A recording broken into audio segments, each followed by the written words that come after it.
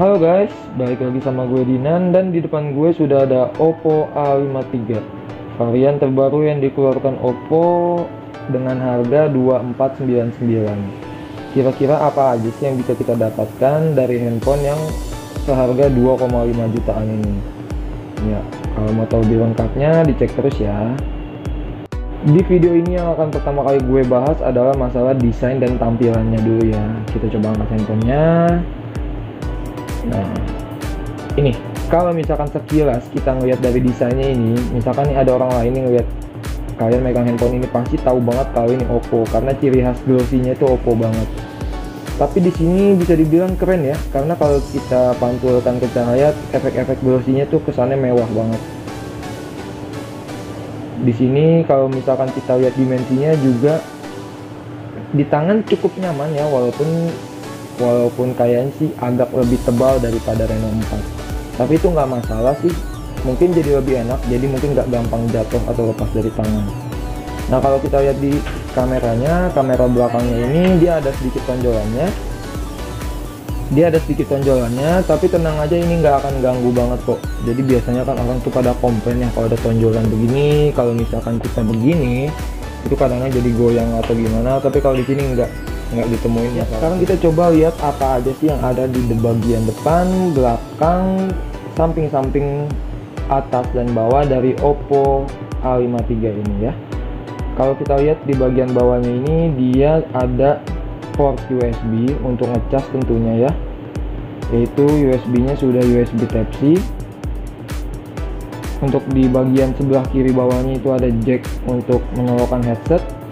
Di bagian kanan bawahnya itu ada mic. Nah, kalau kita ke sebelah kiri, di sini ada tombol volume up untuk membesarkan suara, ada volume down untuk mengecilkan suara, dan di sini ada tempat untuk kartu ya. Jadi untuk kita memasukkan kartu SIM. Nah, di sini enaknya lagi Oppo selalu konsisten ya. Dia memberikan handphone yang triple slot. Jadi SIM 1, SIM 2 dan memori bisa masuk bersama-sama. Kalau kita lihat di sebelah kanan, di sini ada tombol power. Di atas itu bisa dibilang polos ya, walaupun nggak polos-polos banget.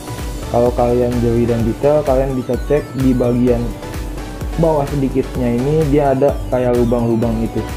Lubang-lubang ini adalah speaker karena Oppo A53 ini mempunyai double speaker. Jadi akan lebih memaksimalkan kalian pada saat bermain game atau mendengarkan musik atau menonton film tentunya. Kita ke bagian belakang, kita bisa melihat ada susunan 3 kamera ya untuk di Oppo A53 ini. Untuk susunannya bisa dibilang desainnya oke, dan spesialnya di sini udah AI kameranya, jadi lebih maksimal, lebih pintar lah istilahnya ya. Dan di bagian tengah agak ke bawah ini ada untuk fingerprint. Di bawah ada tulisan Oppo dan masih dengan desain yang glossy cerah gitu ya. Oke banget. Nah, tadi kita bahas desain udah kali ya, segitu aja. Sekarang kita bahas masalah layarnya. Nih, kalau kalian lihat ya, untuk layar dari Oppo A53 ini cukup smooth ya. Dia licin untuk pergerakan layarnya, perpindahan layarnya, dan layarnya juga cukup nyaman di mata. Dan apa spesialnya dari Oppo A53 ini? Spesialnya adalah dengan harga yang lebih murah dari Oppo Reno 4, tapi layarnya sudah 90 Hz. Padahal Oppo Reno 4 itu masih 60 Hz. Nah, ini bedanya apa sih fungsinya kalau misalkan kita cek ya? Untuk perpindahan layar ini berasa banget lebih cepat dibandingkan handphone-handphone yang udah 60 Hz.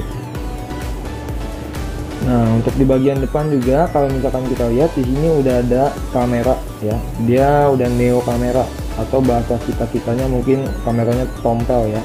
Dia nggak poni lagi karena ini emang udah seri terbaru tentunya dari Oppo. Itu tadi untuk desain bagian depan juga udah gue bahas. Sekarang bagian dalamnya, yaitu prosesornya.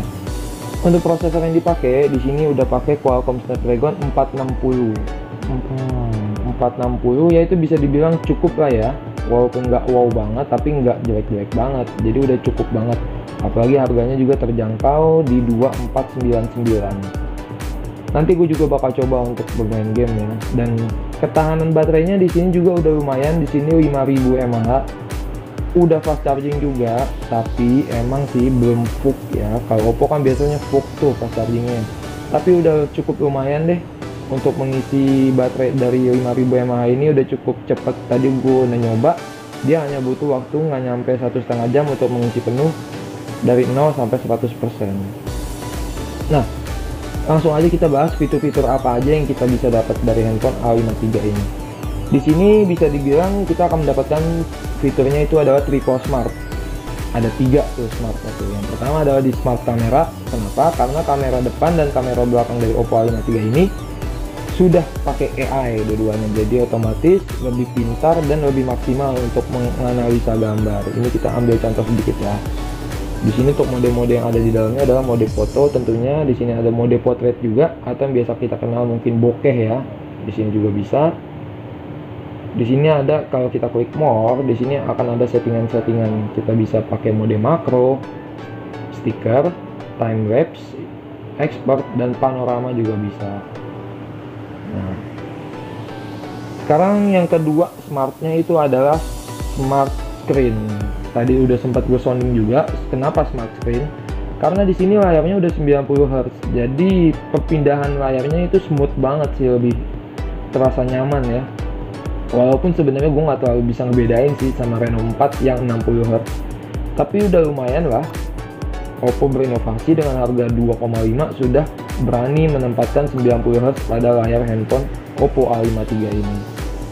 Nah, langsung aja kita yang ketiga, smart apa lagi, yaitu adalah smart system. Kenapa? Karena di sini sudah pakai Android 10 dan Color OS-nya juga udah pakai Color OS terbaru, yaitu Color OS 7. Apalagi sih yang belum dibahas? Kalau biasanya video unboxing, warna kali ya. Untuk warna, di sini ada 2 warna, ada varian warna hitam dan ada varian warna blue.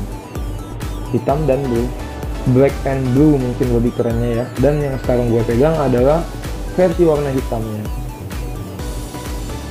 Nah, kesimpulannya adalah kalau misalkan kalian mencari handphone yang nggak terlalu mahal, harganya terjangkau, dan punya layar yang udah 90 Hz, udah triple smart juga, smart kamera, smart system, dan smart screen, kalian bisa mengambil Oppo A53 ini. Apalagi desainnya juga cukup oke dan terlihat mewah ya.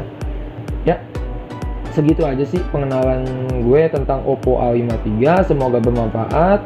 Kalau misalkan suka video ini, jangan lupa like video ini. Dan kalau emang gak suka sama video ini, kalian boleh banget untuk dislike video ini. Oke, see you.